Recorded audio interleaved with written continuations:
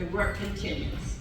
We have a collaborator with a group called the United Parties for Human Services. That group is made up of 150 EDs. That's how many community-based organizations we got in there. At least 150 that are registered. That group, once we get them to the point where they can deal with their larger models and answer the funders' questions, we refer them to that group for capacity building.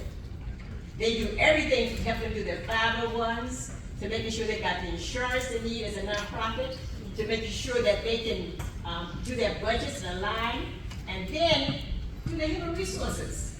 Because we don't know how to manage our people oftentimes. Key. So those types of groups are available. Check your city and your county government. They too are your partners.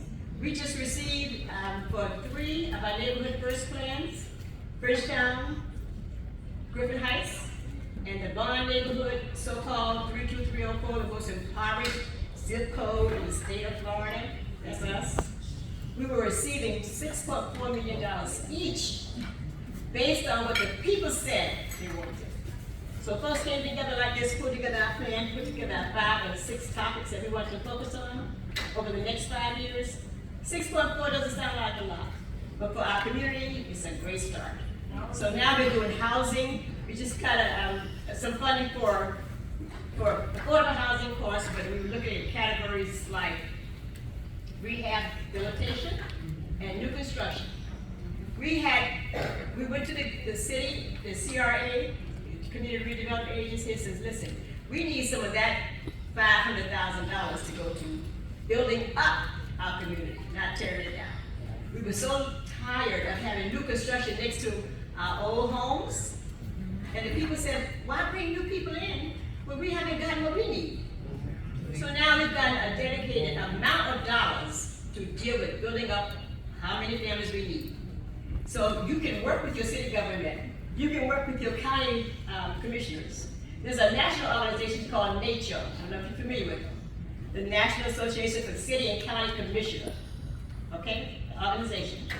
They do some beautiful work because they connect up with all the big federal agencies. You just have to go to your city manager or your county administrator and say, I want to be your partner. They will help you get to what you need. You need to bring in the resources and go to those county and city commissions meetings. Get your volunteer to go there. Where are my volunteers? Where your notebooks at? Put your notebooks at. Notebooks. Okay, everybody travels to be traveling with the notebook. They gotta be organized. They gotta take notes. They gotta make sure that they are in touch with what's going on. And then they're required to share that information with each other. Some tape, some write, some jot, whatever. But when they finish up, they're gonna talk about it, and we will have a full report from this conference that tells us what next steps we need to do. So help your people get organized. Organizing is a key component of a system of care. If you don't organize, you won't get it done. And then you have to evaluate. You have to evaluate your system to see if this thing really working. You know, how does it work? When you go back to your logic model, there's a place in there that talks about your success factors. You have to keep going back. Go back, review it again, talk to your people. Are we on the right track? Maybe we make some revisions on here. Maybe new outcomes now. But each time you do that, you want to make sure you have an evaluator with you, somebody who knows how to get the numbers done.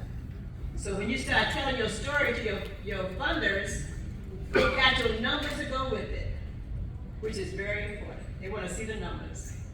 But they also get the story too. But you make sure that you find a way to get it published so it doesn't die out somewhere. Get yourself in a journal. Where's Miss Molly? Molly. Oh, MFN. You know MFN? The Moving Forward Network.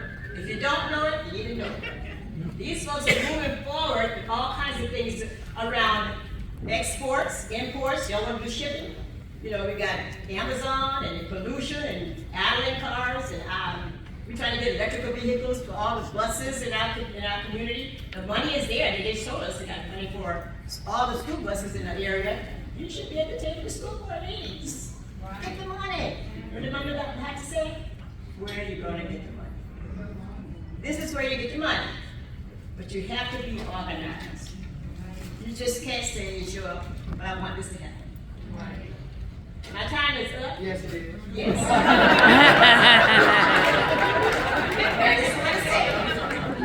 Being the Harambe movement for these years, we not just talking, but we organize around a set of principles.